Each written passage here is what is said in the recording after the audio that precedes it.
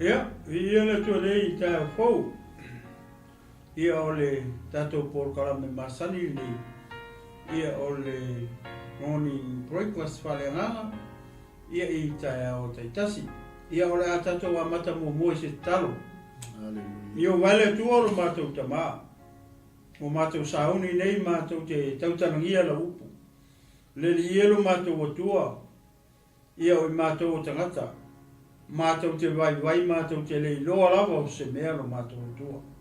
Le ala leo ua mua ai o na mātou o atu mua I lau so soani I le tae au nei tamā. Ia awina mailo wanganga pa ia whetalai le tae au nei. E mori o lau upu. O lau sa wali ai o whinangalo maloto. Ai le ngata I leo le tine o keriso le au pa ia. Lau e ka le sia. Whapea le au pele le tae au nei no mātou atua. Ta māu o mātatalo, aua o I māu o lava o tangata, māte vai, māte le loa lava o se mea no mātou atua. Anga le lei mai lau o fio le lei aso ta maa nei whasoa. Mātatalo, ia whapea nao na whetalai pea oe anga pa ia le tae au nei. Tau lawa ina ia whao ngā mai o mā ngutu, o mā leo, whaangai o I foi o mālau lau whaiwa. Ai a whape nao na mori o e loa nganga pa ia le tae au nei tamā. Tamā o mātalo I lau whaunga e te whau ai I mā ua o au mea whai ngā luenga. Te whaunga le nā tia e tangata e ali pea o lau fio I mea umaru mātou atua. Tamā ia whoi mai le loto mau ma le loto matala. Ne li ielo mātou atua le poto au mea rofa. E te fua ina lea ia I mātou. O au na whapena o na mātou whaatino aile nei o unanga lo mātou atua. Mātou te loa ai o na whatulanga o se sāwali o se mata upu ine nei tae au fau lo mātou atua. Tamā ia a mataina e lau fio le nei whamoimoi. Whai uina e lau fio a maea ia tele ma mau o lunga ai se vi inga o lau fio. Ia e tu mau mai pere whatawa ia I ma ua o au. Ia whamanuia ia le whafonga o tangata le tae au nei. Ia maise o tino ke riso le au paia. Le kalesia ke riso Yesu o le au whatuatua ro mātou atua o le au pele le tae au nei tamā. Whamanuia la lato whalongo. Ia mātou whalongo I le whalongo o le poto. Ia mātou whalongo ma whaia o lau whinangalo o mātou tua. Ia anga lelei mai lau o fio te taro foi mo ngā ruenga whalawe lawe a leo ita mai. Ia mātou te whetuu lawe le suafo o mātou ri o Yesu ke riso. Alu ese, aua nei whalawe lawe. Ia fola ina lau upu I le tae au nei. Ia o mātou talo lea le li ia nei lama tae au fou. Ala atu lea le mātou ri o Yesu ke riso. Amen. Ma'amene. Ia, I ele tua nei tae au fou, ele manatu ma le tentonunga ia o le a whai ero leo e whai mafunga tau mori. So I sunga ia pasta mai, ia e maise poi o nei au nanga nei tae au fou Global Kingdom TV channel ma nei foi ala hata ma nei ala leo. Ia ma te whataro whatu ai, ia I lau whasausanga sa moe nei tu la reso. Ia o pa ia ma sa ma whainata, ia o le ale to o isa ma whamtalanga. Wa e le toi ma whai e se poto, e le toi foi se wawe e whai na toi o wina o pa ia Samoa. E le manatu o pa ia na mai le wawau, ia e o atu lawa I le whawau. Mai le pa ia o le tua, le pa ia na hafuai pa ia uma. Ia ma te whaataro whatuai ma le anganga whaaroa tele le tae au. Ia I lau whaasausaunga Samoa. Ia MALO soifua manuia MALO le langi mama. Ia I le nei tae au. Le foi aso fo o tātou au ia mai I le alofa ma le hangalelei o le tātou tapa au I le langi. Whapitoa se whaatalofa I le au whainga roga tutofi a le tua. O lo whapena o na tala whaauto I tonu hao te oroni. Ia whapea tulu inga uma o le lanurangi. Whialawa o e whio ai mai e ta se ai se tulou ona o le tala inga o le tala lei o le MALO o le tua. Ia whaatalo whatulo uso I nei I New Zealand ia I lausunga o le tangata o le tua nei tai a fou ia malo wharitua ia malo soifua manuia malo le ono sai malo le whatotoa I le ngā ruenga le tua le tatalo ia le whamalolonga le tua ia te utou le au whai ngā ruenga whamalolonga le tino le mawhau a ia sili lau le whamalolonga whanenganga ia te utou au na le tua ia o le tatalo ia maua la tautou whawha le tua ia wā le whawhangaina ia o le ekalesia te wiso Iesu ia so uma o lo whapena ona tātou ngā lulua e whatasi ai ia awa lava le tausoina o le atola au o le tua ia maloso fumanuia malo le langi maneitai o fou whataro whatu hoi tino ke wiso au ke wisiano ma le au whatutu uma leitai au ia o whelawa e maua mai e foi po kalame whataro whatu ia te oe le uso le tu file I le ri ia le leitai a fou pa malo le titalo o lau titalo ia leo lo maua I pea le malosi ia e whapena ona whauou to e pea nei au unanga ia I tai au te tasi ia vi ia le tua whataro whatu po I wou ma paanga ia le Chronicle Kingdom TV channel whapena ona mai moa mai ma lango hoi nei ala leo ma nei ala ata ia ele ngata I tutonu o hao te oro nei ia e whapea tulu ngā uma o le lanulangi le lawa o e mai moa mai ei mai e maua mai ei le nei ala leo ma nei ala ata ia whataro whatu ia te oe ia le uso le tua fine le ia I le nei ta fau whamaloro te talo ia ele ngata po I lea ia whataro whatu I nei o mātou a whanenganga le sunga ia pasta Bureta ma le wharitua ia tise no fo alo nei tai a fou ia le ngata po I lea ia si o mātou a inganotu le alofa tunoa ia I nei mangele I au kilani ia I New Zealand ia o lo whapena ona ia I nei no foanga ia o lo whapena ona whaasalau atu I pea ia tala inga o le malo le atua ia I aso taitasi ia malo le soifua manuia malo le langi mama ia I le nei tai a fou o pea le viinga I le atua ona lona alofa malona anga le lei le o tātou wheilo I whiwhia I nei tai au ia ele manatu ia o le a tātou angaisa o loe le tātou mataupu I le tai au le nei o le a maua se tātou whamalosi ia I le tai au nei ia I le tusi leo Mataio e 2 fulu le Mataio e a matala le whaitau I le whaiupo e 2 ia se I whangata mai le whaiupo e 2 ma le walu ia o le naua e tangatanga I fo ia I lunga le screen naua ia le tusi na foi wa ia ma le tātou tala leo ma whaau tala ai ia le tātou whamalosi nei tai au naua e sisila nei ei whapea o le TINΑ SAILI MALO mana ia le utala whawhai o TINΑ o e sila nei ei ia le utala I le tai au nei ia ke le ase pisiri o oe o se ki ngā SAILI MALO le anga o le TINΑ le tutonu o le tala le la mawhaitau atua o le TINΑ SAILI MALO o le ala la mawhaitau atua le tala ia na pasosolo atua ele foi leo le pasoa nei tai au ma le ngā whaaloalo o le a whaitau mumo le tatou tusi ia ona tātou anga I loa le tātou mata upu ma le tātou whasoa ia ini nei tai au fau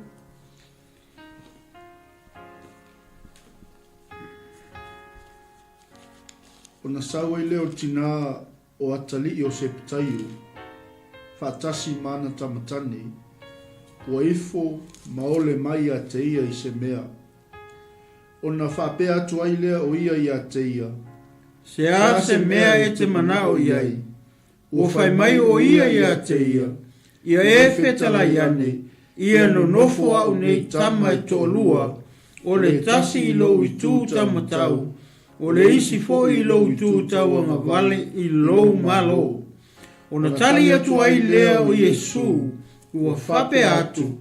Lua te lei loa le mea lua te ole mai ai nā. Lua te mawhaia ea o na inu i le ipu o le a uinu ai.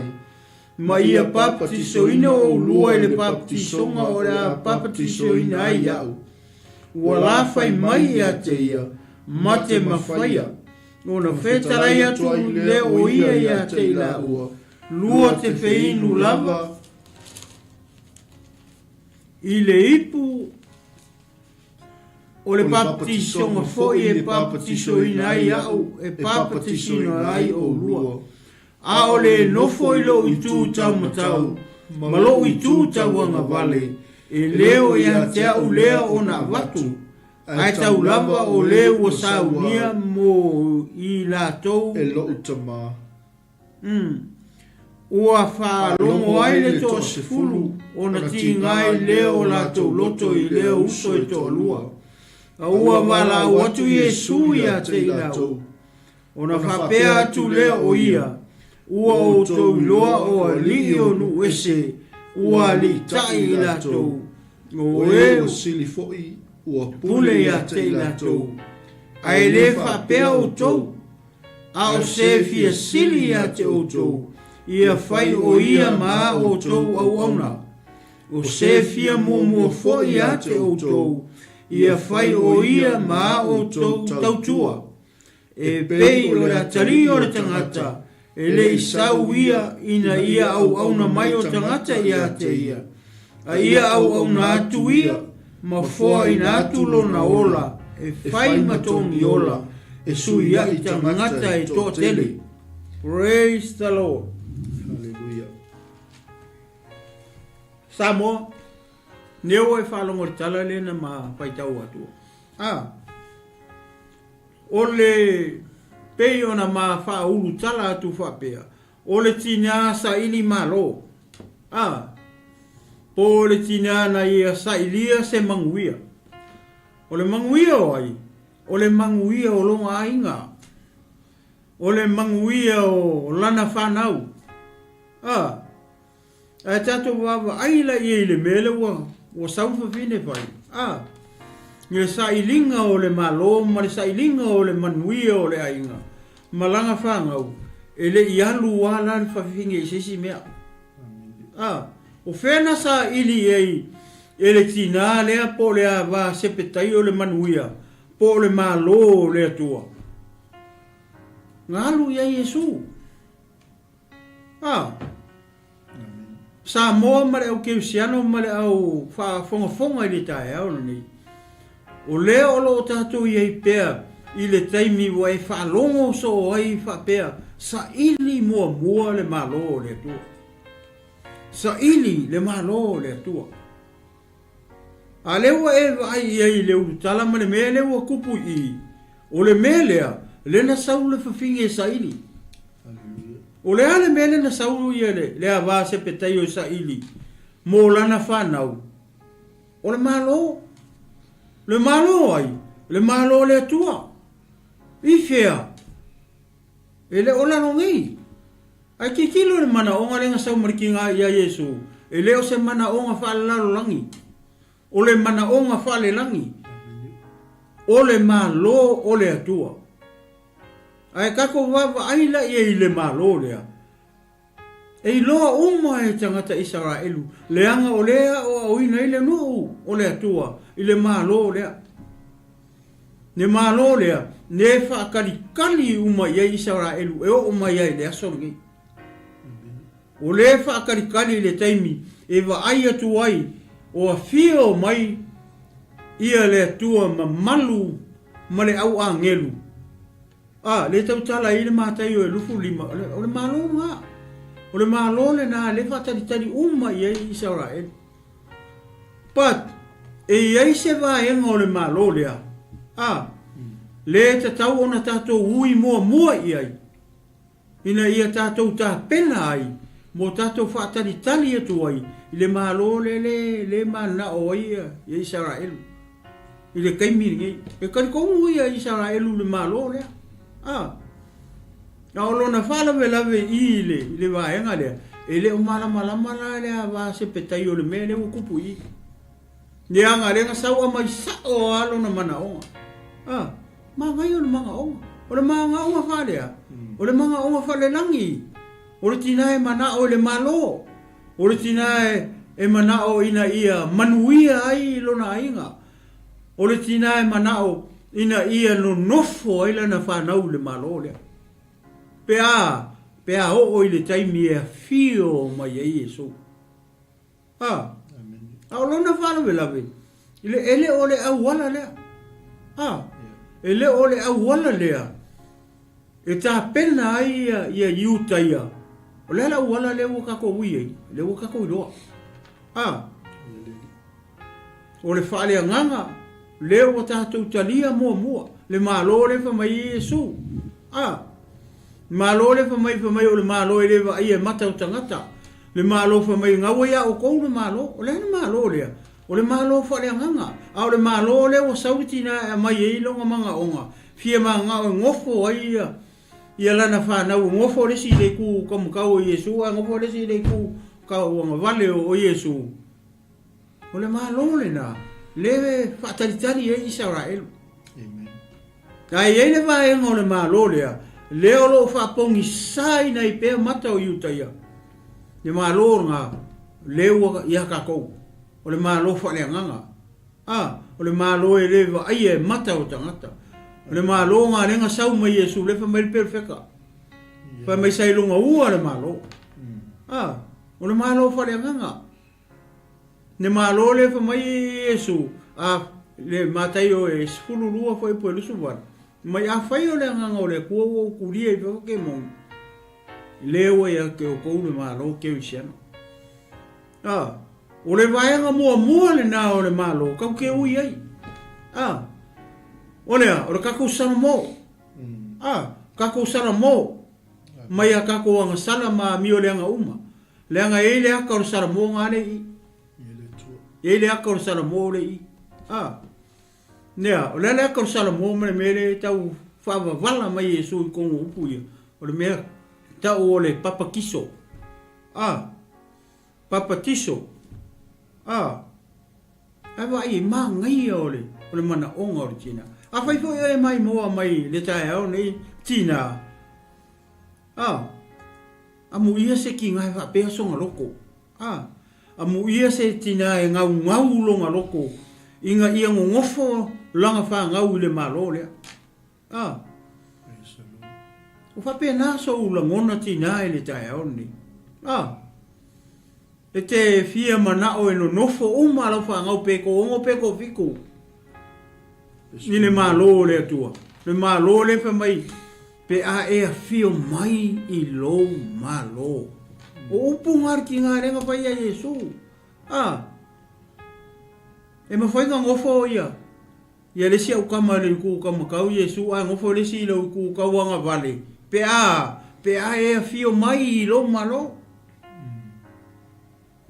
Ai le maa ngai o le mana onga o le tina. Oi ngaru sao ai Iesu. Ngaru sao ai le kupu.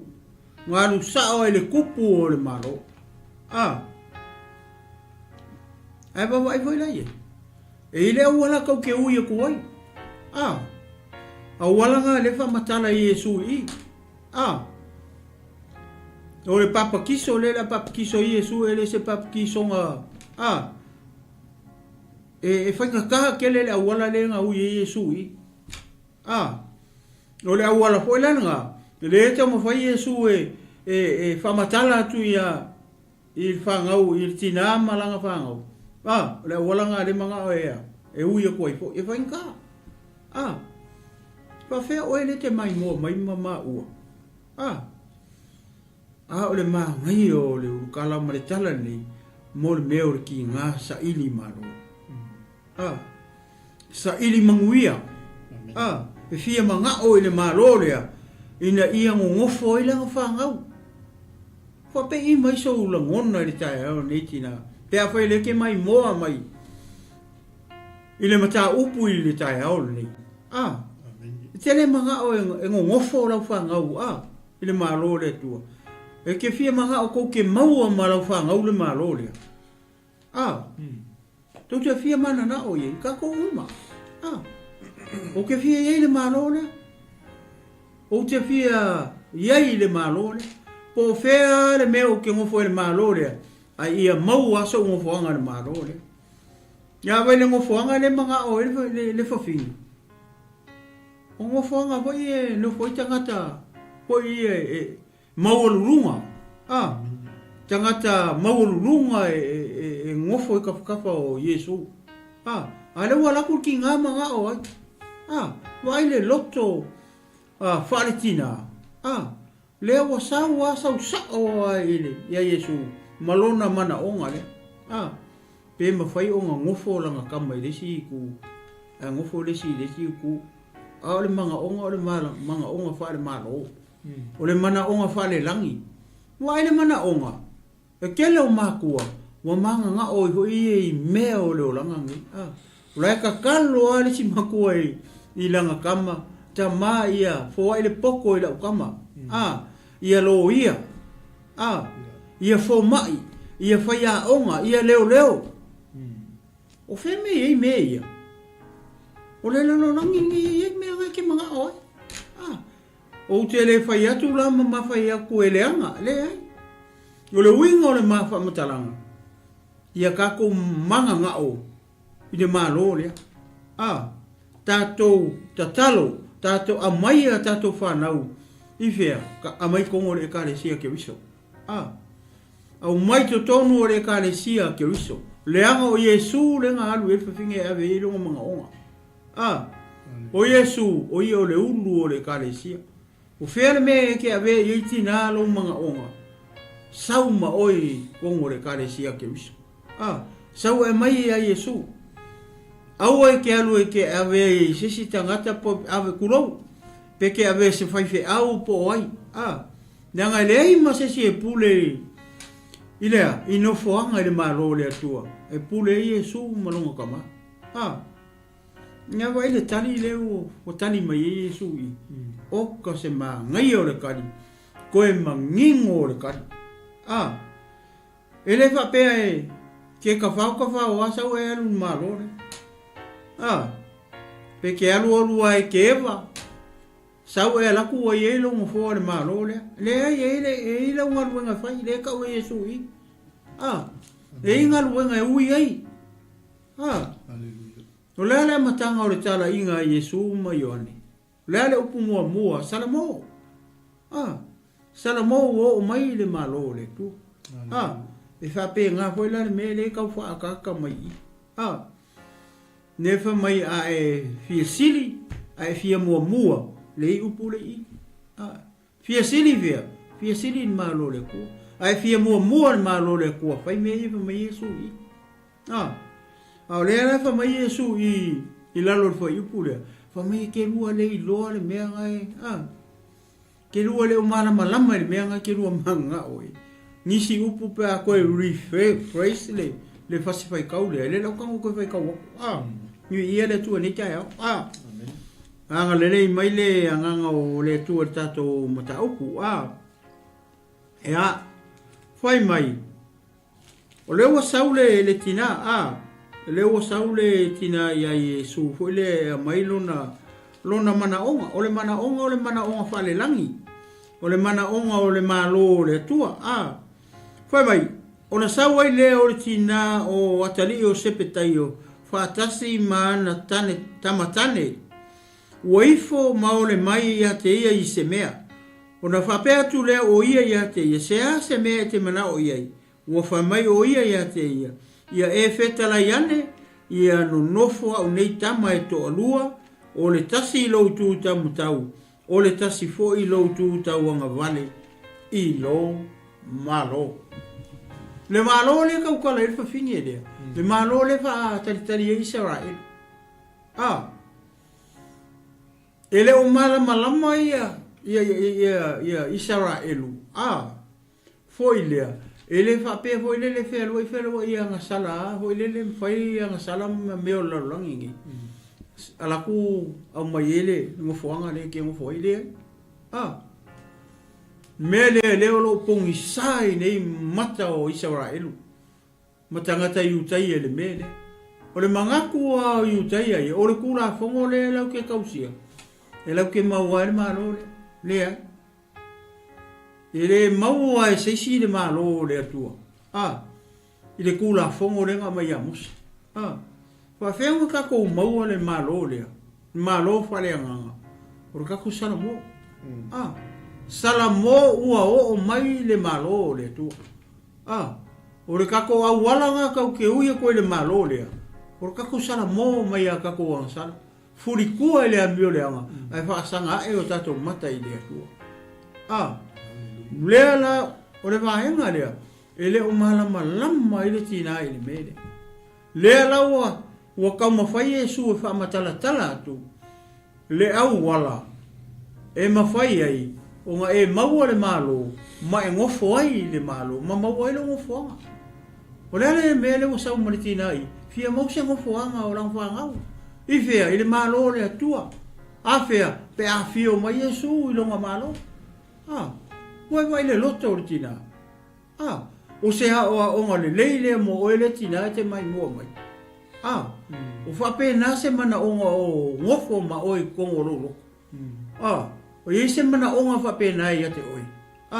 I lo wawa ai etu lea i siau whanau. E te fia mana o e tau teno nofo uma. Malau whanau le malo le. Leo sau ele tina le ia Yesu. Lea waa se Mataio. Leo sau e melon mana onga Yesu. Ia ngofo haka mai ala whangau ko rua ia. Ngofo lesi o kua. Ngofo lesi o ku. Pe hea fio mai lo malo. Well. Makau kia le manga onga. O le manga onga whale langi. O le manga onga whale malo. O le mana onga whale malo. O le mana onga whale langi. E le isauru whawhinge vai aku Yesu.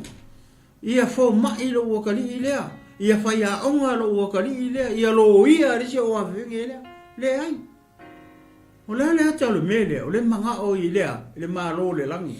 E leo manga o ki ngā ingi mea i lano langi ngi. O aine mamao le mea ua o iei. Le mafau fau o le tina. Le tina SAILI malo. Le ua e whaalongo iei i le tae ao le. Le malo lea, le whakarikari uma ia Israel. Nai e loa Israel malo lea, leanga o lea o ina i la tau le tūlako. O le malo whale nganga lea o mai e le whea ngainga fau. O le awalanga o kako uma, kau ke ui e kuai le malo lea tua, pea kako sarabo. E le whape kau ka whao la langi ngei. E sa wa e alu le malo lea ai. Ale fa mai Yesu mai one papkiso salmo. O mai le malo le tua. O le awala mua nga kau ke faia. Le nga o kako sara. Kako umalea ma se perfect. Pa mai ua nga sala tangata uma o le o ele vi inga mai le tua pe fa mai roma tolu. Longo fa upo luas fun marco. O le ale pa fenga e fa maungir tala le ko fa e ko ilo uma isa elu malo le. Ngai lo e kaka hoi le saka o koma Yesu lunga le saka. O le ala kala kaka nga whai e Yesu. E a fio mai lo malo, mangkua mai a. Kusa lea mal malo le sa wale fingele i. Kusa lea fo i male malo le i lo e Marita Maria. E koe kui le aso ngaka anga. O le aso ngā le malo le kua. O le ngata anga. O le koe a fio mai la Yesu i long malo. O le ngaka anga nga. O le iloa nga Israel. Le iloa e finge le malo le. Le fo iloa e le pangkai lungo le sakau. Ia sa moa nga ue whanongo ye. O le hale upo Yesu. O a fea. O a fea e fe iloa i ma le pangkai le i le malo le. O a fea. O ngei. O ngei ia. E kalia nge Yesu. O nge ia ke maua le malo le. Na le malo le. Malo whare nganga. O nge ia ke maua. A whai ke kalia Yesu le aso nge. Ma le sa vali o le tae ao le nei. O le kala le make whai a kua ia oe. Le ke mai maua mai sila mai. O le kai mia nge ke kalia e le malo. Mai maua e le malo whare nganga le. pe ai talia le upu o le kupu o Iesu ma Iesu au ne o le ala upu moni male ola e koru upu le a mai Iesu o le ala o le upu le fa mai o ne mua mai o le atua o le upu sai le atua o le upu o le atua foi o le upu ai fa mai foi pasu fa o Leatinuu tangata le upu o vai le upu le nga fai longa kingo ai sea langa me fai nga sau e lave inga o e ma mai ka ko tangata ele me fai nga fio mai le ku pa ia langa pa ia e fango e tangata pe ava ai le ala o e ai le o sau kinga so le mga o fa lang le o mai le ala se o ko fe ka ko le si foi upu le tasi ia na tu atu lo le ia pasta foi le wale le kai ai tato oa pai mai o ia te ia e fetala yane ia le o mango foi foi upu la e lua ona tali atu ai le o Iesu o fa pe atu ma ia la io me pise mystery le I con le o kali Iesu ona tali atu ai le o Iesu o fa pe atu lua te lei loa le mea lua te ole mai aina ele umana malama le wali ele me le ole mai pe lo winga ora tala hoi le ele process ele au wala ke faia onga e ngofo ilo le I le mele manga o la kinga ke le o malama le mea ke no fai mai o ngisi upu atali falongo le me o lua ole ele au wala ke lua faia ole lua nga luenga le ole mele te lua faia lua pasi elo I le mele ko mau le se mo fonga o lua I le malo le le malo le tu por malo Iesu le nga saula kinga e mai e o mai la le ori e mo ka le mala mala ori e le mele o le malo le manga le ka ka le kinga I o le malo le fa ka I Israel le va ai ku wa fio mai yao le langi le kua mare au angel pa ia maranga e karesia le maronga ai pe o le winga la fametalanga e le au wala le e ui mua ai tangata uma ka uma ma se foi o ele ke mai mua mai ele fa pe ka ke ka fao e va ka ko mai le ka ko or malo le ka kaunga ka ko mara malama langa le fa mai Iesu I ona tali atu ai leo Iesu lua te le iloa lua ke le malama ile menga ke lua fai mai le ala u kam fai Iesu I e fa malama ma reveal ia le me ka u fai ele wori onga mau le o le malo le onga mau le o la ngo foanga I le malo le mana o I Leatinuu ele malama foi la tina ele malo le ele vai nga mo ole a wala le ui o tu tangata I le malo le mga o kinga malo le fa kali mai Israel le fa kali mai vai mai maka o kangaka lo fa la bela ele ai masesi e ulu penga ke mawale malo nga pe ale sarbo pe ale to fa nau fo wina kai pe o niko temu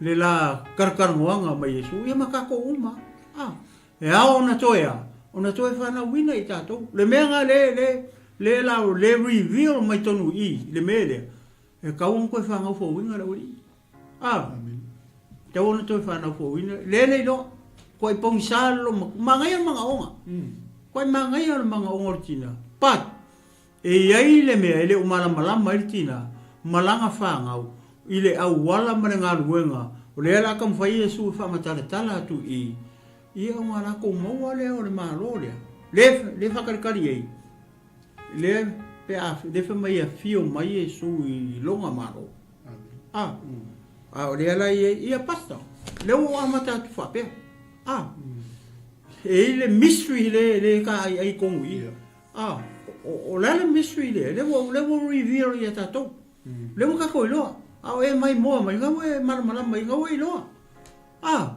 le winga fa mtaranga I le mere ku pu tangata I le kusi le le fa mai Iesu ko ke le lo ke lu le lo le menga ke lu o le mai Le alam tam fa Yesu I fa makala I. Le ango le au wala le. E ka kau o nga ui ele o li. O nga la maua le o le malo le mga o ela kinga. Le malo le whakalikari ila ko. So e kau nga. Mai a Yesu lang kala inga mai o ki salamo. Kako uma. Pa feo kako mo le malo le makako ye kongo le malo. Le wa kako kongo le malo le tu. A inga o ke wisi o le tae o. Ai sea. Le nga le wa kako karia. Le o tato talia le malo fa le nganga le. Le I ko kongo kako. O fea me ke alu iai. Ngai ke alu ma ave le malo le kua. O oe o le siki sengi o le malo le tua.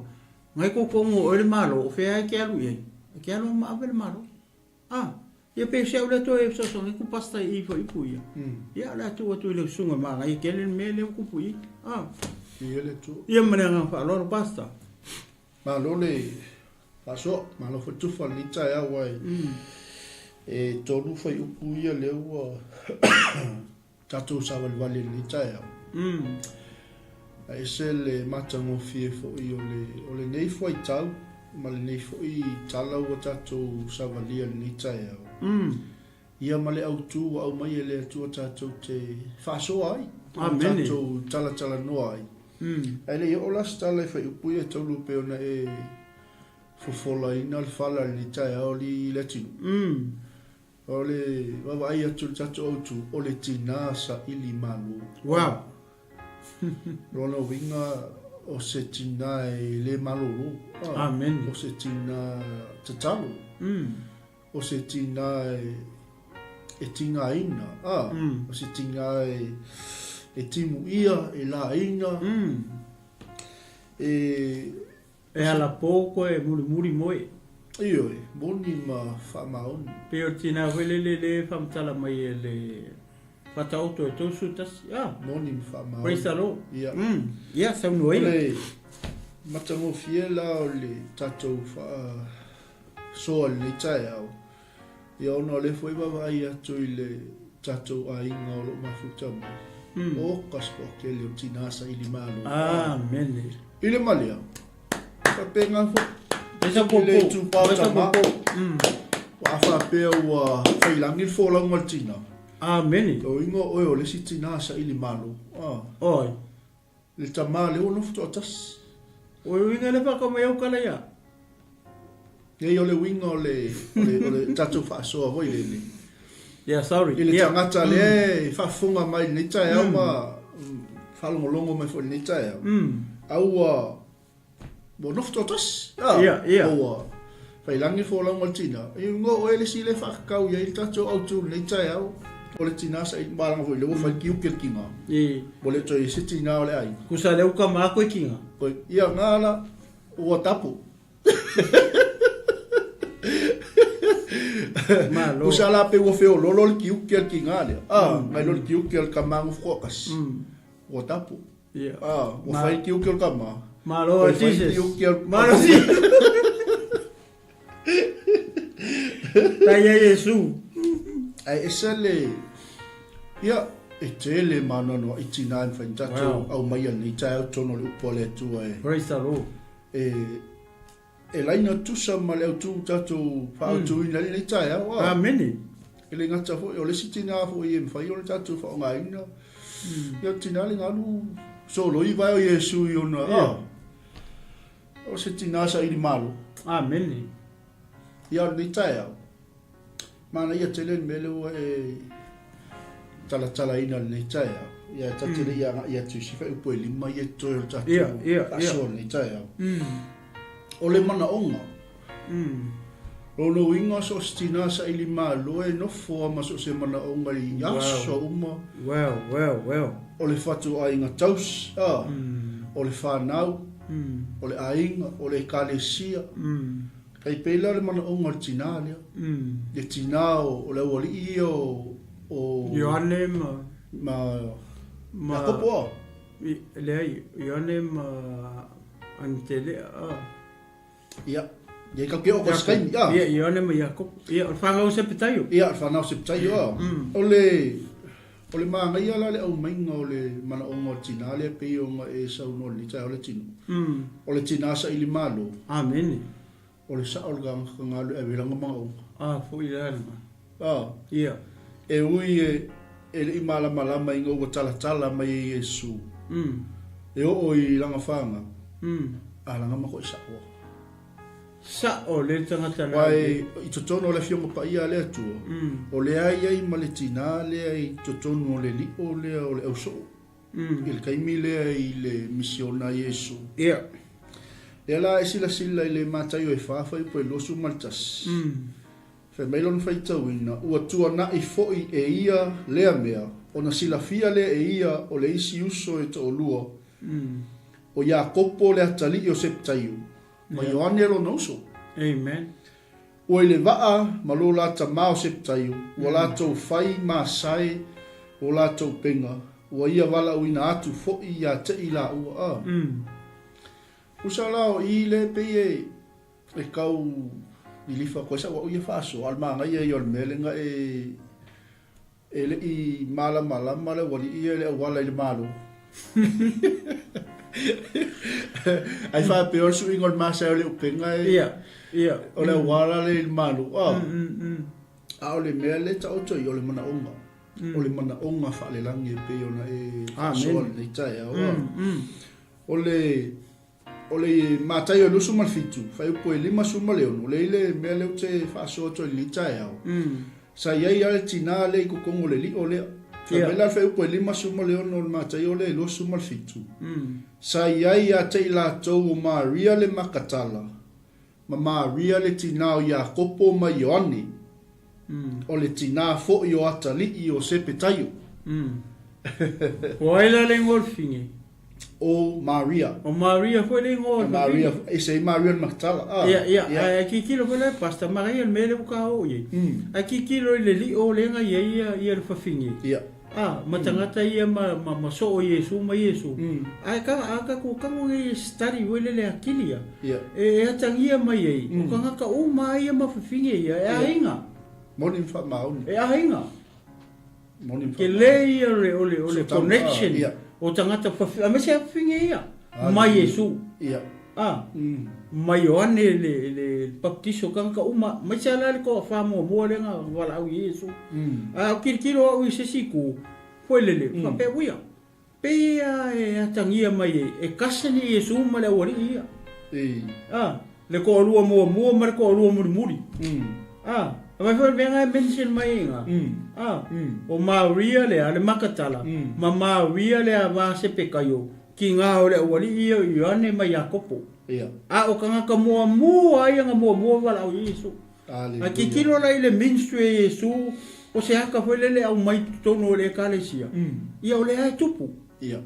E ma fai o nga faku mai se ainga. Se kalesia. Foi le iuso manitua fa fine on i cousins. Ia. E makanga period up mai se ekalesia. Ia se ia o nga kele. Ia. Makupu. Hallelujah. Pe o se nga ko e so sang tu pasta. Ma nga ia me nga we o nga we. Ia. Langa rengo ka wa ko sidi po eritina o le ori. Ia. Ia la fa mo ne mai tatu ai nga litai o le Mataio lu suma fitu. Fai ko 5 suma leonu. Mai sa ia te ila to Maria le makatala. Ia. Ma Maria le tina o Iakopo ma Ioane. O le tina fo i o atali o 𝚟𝚑𝚘𝚎. Ia. Ole ankola le ke fia fa so to i pe ona tala fo le tai au. Ole li ole. Le pe nga sa mo. Ole ainga. Le ko ko malki nga sa i MALO. Io. Wai ele nga panga ele nga ia. Ia. O nga ia mai ma Maria le. Makatala. Le makatala. Maria nga foi le fa mai o fa finge akulo. O le finge karikange, o le finge sa ike monge ko e fiku. Hallelujah. Morning fa mau. Praise the Lord. O le winga tala weli. Peye surprise ni tai, au tatu fai tau upo le tu. Wal tele o time, tatu te fai tau ma tatu fa longo fo inisio au na le tu. Ia peye le highlights ke le inga mai le li o le. Peye nga le apostolo ma le so ma ole li ole mission nga Yesu le ego kongo nga kai o ka kon mo kwa fa ko mo nga o ma nga yo me o le mo ka amo ye lungo kinga E kamaka upu tai au ne. Amen. Wa kal kongo. O mo ko ikele o tina ngai mai mo mai Leatinuu ke viso. O lo winga lo pamtalanga foi lea. O lo yese fe au mase au nga. Au ngi o ka ko ai mau ala lo ikira. Ia. Amen. E play foi le pata le kingai kongo malo le koma kongo lo ngai nga. Ka ilo ipe ngai se ka mai ngai kongo le fingo pa ia le tu nga sawa mai sanga fa ngau ia Yesu. E fingo ngofo le malo le. Vai, o kinga. O le makua ke le o le mga ongas. O le mana onga le langi peo na sau no. O le mga onga le langi ele se ele mga se lo ia po se fo mai po se leo po se. Wow. Di ele tu. Ia. Ele tu. Mai. Ia ngau o matato fai tawina. Ono le manunga tato taimi. Koe kasi la le maulo te fia wātua. O iolo au mai e se folanga mo peila o mea leu au fofola Yesu. Ma whaata oto Yesu le ala fua i le malo. Ia. O le manga onga. O le mana onga whale lang. Ia. Ia e pefolinga mai hoi lele e whai ngofie le mafau fautin o le tangata. Po le tina. Ia le whai mai Yesu e se papikisonga papikiso le oringa e se papikisonga ngo papikisoi. Ia. E se le ipu ngang whai ngwe le oringa e se le ipu le ngo ngoi. Ia. Mai la le Mataio suma le iwa. Alon fai po lua suma le valu. Ona whetalai atu ai leo Yesu ia te ilatou. E moni o te whai atu ia te outou. O le mema ngai ala le ilo ke mga highlights tai au. Ia. O outou a muli mai ia te au. Pe a te ele atali i o le tangata i lolo nofo ali ma malu i le toe fuata inga. Tou te ai foi i nofo ali i e se fulu ma le lua. E wha masino ai tu a inga o Israelu e se fulu ma le lua.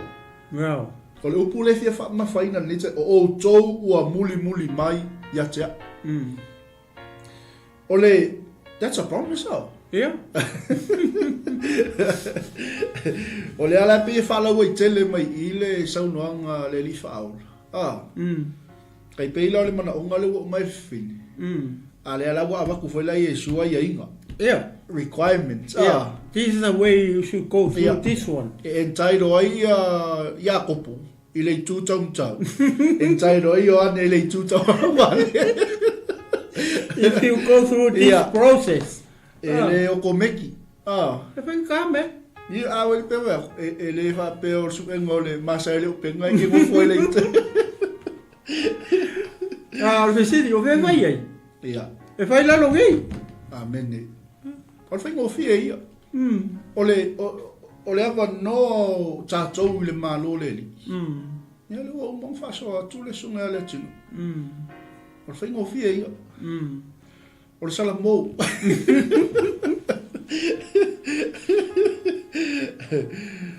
E wha au whale i tātou le malo le o le atu. E ke ngofo ai le tūtau matau o Yesu. Malona i tūtau anga vani. E tusa ma le mana onga le tina. Amen. Ia mai a kere tali e Yesu a. Lua te lei loa le mea lua te ole mai ai nā. Lua te mawhaia e o na inu i le ipu o le a uinu ai. Ma ia papa tisoina o lua le papa tisonga o le a papa tisoina ai au. Ua lawhai mai a te ia mate mawhaia. Wow. Ma ngai o karia kapa. Wow. Ona whetalai atu ai lea o ia te ila ua lua te whiinu lava i la uipu. Amen. O le papa tisonga fo'i e papa tisoina ai au e papa tisoina ai o lua. Wow. A o le nofo i lo i tūtau matau ma lo i tūtau anga vale. E le o ia te au lea o na avatu. E tau lava o e ua saua ina mo i lātou. Saunia. Por saunia. E tau lava o e ua saunia. Amen. Mo i lātou lea mea e lo tama. Wow. Kama i mea lea unga waku lo leila sumale tinu. Ia. O le maa ngai a i o le alafu o le whata oto Yesu ke viso. Ia ka ngā ui e ku umaingi upu e whaingo fie kako tal no le taia. Le alau whai mai Yesu. E kaunga safa o lua. Amen. A kako kilo foi lam kako mata i soifuanga o le wari ia. No o ai ai. Lea nga o ai ai. O ai. Nga ingu le ipu nga ingu a Yesu. Ioi. Nga papakiso, baptisonga na baptiso a Yesu. Anga mangkor sihira Yesu. Pa sihira ku ai. A fa mai la uringa, make mafaya. Let's do it. Sele ma ngai o mo loko. Mga kia. Amen. Ya ole sihira me, ngang koe confirm mai Yesu. Ya. E papa kiso inga o lua. E ke lua ingu foi le ipu le la wingu ai. Pat. O le lua manga onga. E o ia. Ese el fainga ka. Ia ni upu ala ka mai. E fa popo nga tia ina o lua. Ia. Ke lua kinga inga. Ioi. E kanga ko o lua e oki fa maturo. Ia, sawa inga o lua. Ioi. Le mele ka o le papa tiso ina. Ia. Amen. Pe mele nga o ia Yesu. Ma le ipu onga le nga ingo Yesu. O fenga ye nga ilungo sa ka ulo. Na nga ilka ka o le wali ia le nga fasi o kia. O ai, o ia kopo. Amen. Le nga fasi o ki he rota le pelu. Ia. E ke mau e lumba le nga luenga e lua e por koru. Hallelujah. Ia a o Ioane lea. Le nga kokoe le so pele. Ma koe Ioane le o so pele o Yesu. Le nga nga vai vela kulou. Nga kongi kongo le vai vela e le oki. Ia. Umalola ia ave o ele moto pata mo ku ai. Fa pe ai se mangu fe ai. Ai va ku nga ai lo ai nga e Ioane fa dinga. Wow. What a soul. Ia le tua. Praise the Lord. O le manga yo le ala fua. O e safa i le tala le lei o no Yesu ke viso. O saua ina o i le tala le lei o no le baptisonga Yesu ke viso. Wow. Ma le ipu o Yesu ke viso na inu ai. Da ka koa baila i soifuanga o le apostolo i. Ia. Ai mai, mate mawhaia. Ia. Ai whai mai mai Yesu. A o le nofo e lo i tu.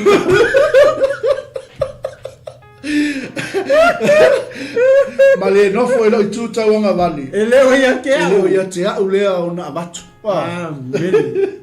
Anga whapea lai whapea ngā mai o i Samoa. O i 𝚟𝚑𝚙𝚎𝚘. Thank you very much, Jesus. Yeah. See you tomorrow or next week or thank you very much, Jesus. Wala Te nga la nganga ulo bacho e.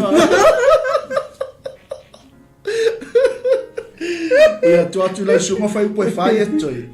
Ia ono le foi ua tau lu mai sa au na le tu ni tai au. Io la tam foi fa pupu atu. Ia. Na le o manga ia tonu. No mo la amo. Io le o ole mele ku sape ole process. Foi le ina ia mawala le malo le tua. Amen.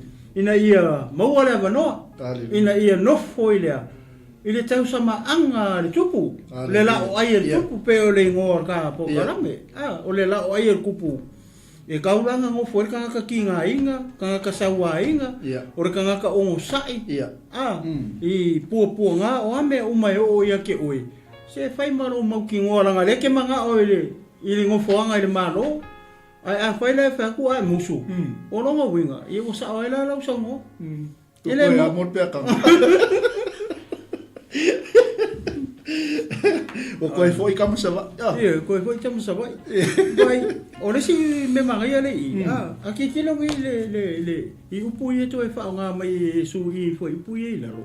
Mana ia me le fa o mai lo su ma tolu le tinu. Ia. Le pe on tai ai. Ai tau lava o e wo saunia. Mo la tou le e lo tama. Amen. Wow. Ma Yesu. O le no foi lo tu tam no tu tam. Sorry, Jake, sorry, John. E lo ia tea. Ai tau lava o ila tau o saunia e lo tama. Well. So le... Ia, o le sila whawhika uri le ngupu i. Ngā wai loa la e isi awari le uso. Le whaminga ki ngā isi awari. Ia. O ila, le o tam fai e su fele le fa malama ke o pan fu so anga so. Ai te lo, e kupu e kongo le kalesia. Ia, mori fa. E kupu me va pe tono le kalesia. O ila e ku mai fa malama ia le kalesia. Pe ai atu, le anga le upu le fa ngai su le loi. lenga ame ki ngai le manga ia olea ole fia sili Wewe ile mana ongor kinga ole sila Yesu ole kinga SAILI MALO SAILI manguia anga nga mai man me for fia sili go ele se me phone me le fia io mai lai tono nga luenga le kale sia ke biso ye kupu ame va pea e ia le TINΑ foi le kulo e alanga manga o me fa pea I kulanga foi e hospital fa ka ile la foi ko e alanga manga o le sikinga foi le inga ia le lengi kulanga o ranga fa ko mo e kalesia o ranga nga mai la me le ka o le fia sidi kua le mol pride o le pride ma le pride Wawe ya manga ole Sri Lanka mau wa avel ke ukus ke ukus ya vai aso I manga ya Sri Lanka ma pole lunch e manga ole pride ai fa ngai lo ma le pride amen e vai la il mele o tupui foi ole fia isi o la so wala au vai le ole o Yesu le ka wala au ma mai lole pa malama ye mele le o kupu le nga le fa longo ye isi la uso le mele manga o ia le ro makua inga ia ngofo le si nga kama I le si ku ngofo le si ku ile malo ye supa afio mai ia ele fe fo isi so ole o haleluya le ala wala au lo Yesu manga ia le fa malama manga I le fa pe Yesu ai le fa pe ua wala au atu Yesu ia te ilatou ona fa pe atu lea oia ua o tau loa o ali o nu ese ua ali ta ilatou o ua siri foi ua pule ia te ilatou o le ka o Yesu ile mea ka o lea o ngu ese o fe mei ka o ngu ese e maua langi me le pere ai pasta ia o fe la mei ngu ia o le ka ukala Yesu la langi o ali o ngu ese o le ka ukala Yesu foi le ile lalo langi le ngu ia le langi ia ele malo lontama ele malo longa malo lenga wa ko kinga fa ko manga o ngu foi la fa ngau ia o le la utam fai Yesu foi le ia kau foi le kau so au le fa fika uli le va so la nga le wole fifia isi o wori wa ila il fa matanga Yesu fa pe ai le fa pe nga o ko ele fa pe nga o ko Paulo ma io ele fa pe nga o ko wali yonge makele pa kor mayo ma yuta fe ile aku kupenga ya o le mitsu ku mala ke mingai Leatinuu Joe, ele fa pe nga o ko MALO Angalam ele fa pe nga o to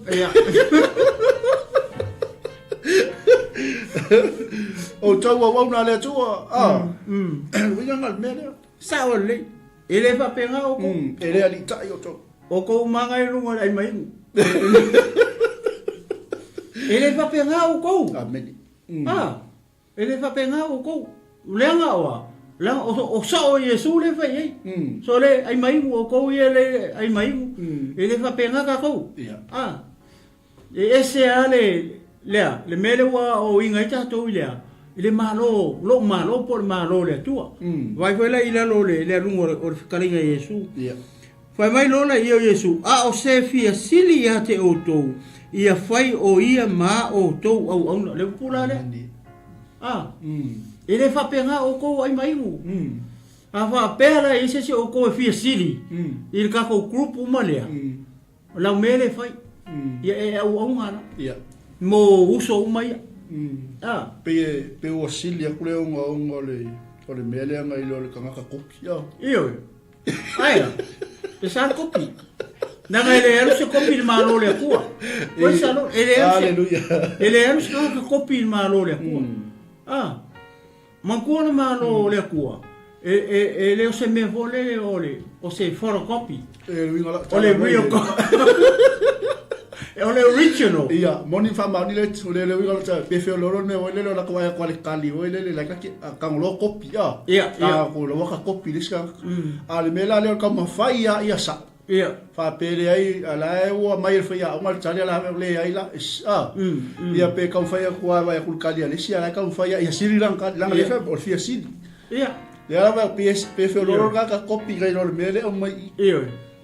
Ole nganga a ko ala ole mea ole loko fa pea le nga sa working out le wori ia wori fa ma nanga nga mai ku le loko fa pea haleluya e tupu wala tonu ole ka le sia ke riso wori fa ma amen ia ai fia sili au aunga ia ole longa lua fa mai Yesu o se fia mo fo ia te o to ia fai matautua kau kua a fia mua kau kua a fia sili au auna ko mele ai mai mo fai a fia mua sa we fai poka la mi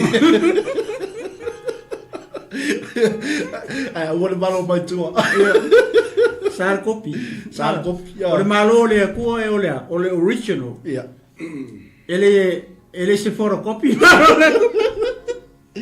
ia men ia fa mun ia e pei o le atali o le tangata ele isau ia ina ia au auna mai tangata ia te ia. A ia au auna atu ia, ma foa ina atu lona ola e fai matongi ola e sui ia i tangata e tōtele. Ia, vaila ia. O le ki a koa o le mele la anu e fai le process lea. O le ala mele la fai a kura kaiminge i se i e o anga e wa mai Yesu o lea soka ke wha akasi e i le parakaiso. O lea au mua i aso uma. Amen. Ele fa pe au onga le siaso ele au onga le siaso. Ele fa pe sau le siaso lo senga ele sau le siaso. Ia. El meu e fa nga e apalai e ia principal ale sau fa ngoi. Ia, nga kongu. Pe in toto ngi o. Ia. A pula pe sau pe le sau. Ia. Ia. Ele sau ele mau se mo fonga malo. Amen. Puso da wala lea. O le nganu wenga lea. O le mele e ke ui e le process lea. E mo fai e o nga ea. O mau wala mo fonga i o le malo le kua. Hallelujah. Le malo le mga o ki nga ea. Amen. Pato le ke leo le wala le fa singo mai. Kau ke ui uma ia ka ko. Di ele tu. Le fa pe o ta fa yetu nei fo i le tino ke viso ma le kalesia. O lea. Fa pe o mafai ko ke ui. Ia uma ka fa le all of us. Le wala le ui uma le o ke visien. Ai fiesili au uma ka ko uma. Ai fia mua tau tua. E lua me le ka umai. O le au onga. Mane tau tua. Le anga o le mele le nga sau kupu fai. O inga fai le mele. Nga fai Yesu. Maresi memma ka kia le ka umai. Pa mai nga. Ngai e fua inga ulonga ola. Amen. Maka kia le mele. Le whaakai ka inga le. O le whaakai ka inga a koa lea. Neua mai Yesu i. Ia whangau o sepe tayo. Ia le mole lopo wheme o i ki ngāri. Olea. Le polo wau o sepe tayo. Pero como se me está yo capanao mía. Al sabe mai mana onga. Ia. Ki ai mai ro ia Jesus sabe. Hallelujah. Ya, ia le tua. Fa mata fino tapo kalam. Ya, Samoa. Tari tonu mau se pa manga fa le nga mata mo fie. Ia so. Ia ta so inai ia. Lo so fu fa le nga. Ia le ngata po ile. O le ke le o le o nga le i mo tatou. Ele ngata o le TINΑ SAILI MALO. Ia o le wa tali mai Yesu. Ia ele kulo mo tatou uma. O se o nga mo tatou ele fa pe kau ke feo ia. Mau se o tatou no fo nga le malo le. Ale wa fa mangingo le mai e Yesu le na ave il mana o Leanga o le malo Yesu. O lona winga se awa onga ia sao. Ia tato ave ia Yesu. Leanga o le malo Yesu. Ele whapea o le malo Yesu. Alu ave wherkara. Ave tangata po i laha kou ke le iloa Yesu. Ia le mangingo ma le matango fia le kala le pio ma fasoa. Leanga o le malo Yesu. Leanga ave sao e tina lona mana onga. Le manga onga whale lang. O le mana onga whale malo. Ele se mga onga ko ile le whale lau langi whapea ia. Ia milio ngea. Paiso whale moku. Kerengi au ka wale. Lo ia whaia onga leo ia le whanau. Le whapengar mga o tina le ngaru ave ia Yesu. O le mana onga whale langi. O le mana onga whaale malo o le kua. Ia le ue whalongo. Ia le ngata poringa. O se whamanatu mo kako uma. Ele whapea e au onga isi, ele au onga isi. Kako au onga, kako kau kua. Tato umare te tonu o le karesia kemisa. O le te ngā lue ai I ngā luenga ia o au onga malau tautua. Le anga o le process le po le awala le po le ngā luenga le te ngā lue ai ma o ngā lue ai te tonu o le karesia kemisa. Ana ki ngā lue mau ki ngoa. Ea. O lau e ilo mo fo. Awa ke ngā lue hoi lele masarusalo. Ia e ngā lue ai. Ia nge yaso maso maso ko koe lo soifua mo lo maa ola koi. A lau e sila fia mo mai loa. Ua umanga sekiua o tātou nofoanga I le lau ai al kupu. Te o le hoi lea le winga nei a whasoa. O le lau ai al tupu. O le anga o ingae kau ke ne whakaikai meri kupu. Ie whai eile whapoiponga al whatoa anu whatane ia mara whatoa whai awa. Le kau kala I wharinga suwiwa. Ia pasta. O la tō tu watu. Ke isisi me te pisa noa. Ia wha mai alore. Le tā whasoa nei tai au mrenga whaaloalo. Ia, le ei whaftai. Nā ona toi whailo tu lava o le tātou o nanga ia toi nei aso. Ia o le lasi aso fo ia le tautua ma le au nanga tātou Global Kingdom TV. Ia o le laso mai au nā le tua. Amen. Ia le tātou porkalame whaasolo leo o le whaotanga. Ia sunga le whawhengainga ia Paulo. Ma le sunga le whawhengainga ia Tavita. Ia ona so ai foi lea ma tātou ai mainu le tu lai tasi. Ia ona so mai foi lea ma le sunga I le whawhengainga ia Waisunsala mai Brisbane, Australia. Ia ona tau alunga lea tātou la ai ia istaima nea fiafi. Ma tātou taulanga fiafi le tu lai 5. Ia ma tātou porkalame o le Israelu nu fitfilia le tu lai 7. Angai la fitu. Ia toi tau alunga foi lea ta mai afiu. Il tātou porkalame o ai mainu e maule ala I le tu lai iwa I le poana nei. Ia, pau leo nei whasi silanga mo tātou nei aso. Whaftai tele le tātou ainga le mafuta mai. Manu ia tele, ia tiutem whaiwa nei fo I weekend. Ia maise ia o tau whaiwa fola tala lei. Manangang whalwa. Ia, o le tātou whaiu se talo nei tiulau le aso. Ia wale tua o le mātou tamaa. Ua mai anei le ngaruenga o ona. Ia leo ise ato toa. Matalo le ia la fo ia tu lo pa ia na te pa atoa le nei mata upu ma nei sa wali ai o finangalo maloto ia o lo nu mo tangata mesela we ka le sia le upa ia o le upele ma le ufatu tu uma li tai au nei tama ia fa mara matu ia la to finangalo ina ia fa penao na lave ina se nganga molo malo ai o le sili o le folofolaina o la upu ina ia whamalosia e Leatinuu Keriso, ina ia tasi foi Leatinuu Keriso.